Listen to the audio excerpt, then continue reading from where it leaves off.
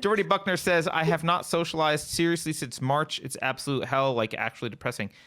Yeah, I mean, I'm a hermit. I haven't socialized in a year. And can I say something else about this? So I've been talking about this with some friends, and oh my gosh, I just know anecdotally of several people I know personally and their loved ones, and just anybody who had any issues with germophobia before this. The over the top paranoia and fear mongering that the media has done, which now they're going to let up on. We noticed the fear ticker's gone. Now that Biden's in there, they're going to change PCR testing the way they do the cycles, so the positive rate's going to drop. They're going to lessen up on the fear mongering. They've already said they're going to be opening things up, right? But that manufactured fear mongering has really exacerbated any type of pre-existing paranoia that people had about germs.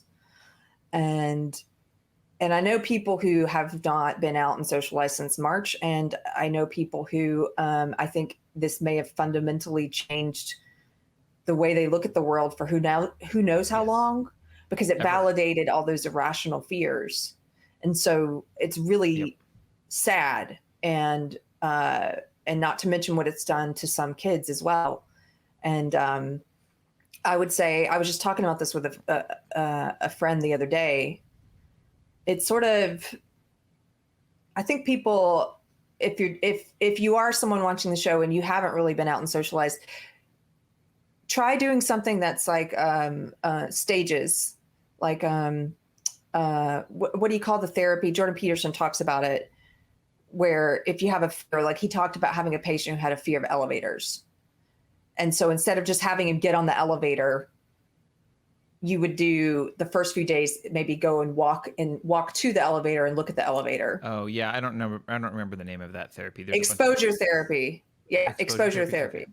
And so you kind of do it in degrees. And so maybe if you haven't been out and socialized a lot, pick the smallest thing that you can do that gets you out a little bit before you jump right back into it. I forget this sometimes because I just haven't really changed my way of life, and I've been socializing since this whole past year. But I know people who haven't, and so if it scares you to go to a big place where people are not going to be wearing masks or whatever, maybe start by going to an outdoor concert where you don't have to wear a mask, but there are people around, or go to a farmer's market where there are people around, or have a friend over. Have one friend over, and like start small and work your way up would be my advice. But all right.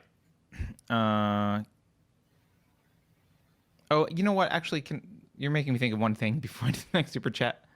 Do you remember pre-COVID the very valid concern that the medical community was telling us, which is, hey, we're overusing this antibacterial stuff. We're going to start building resistant strains of things.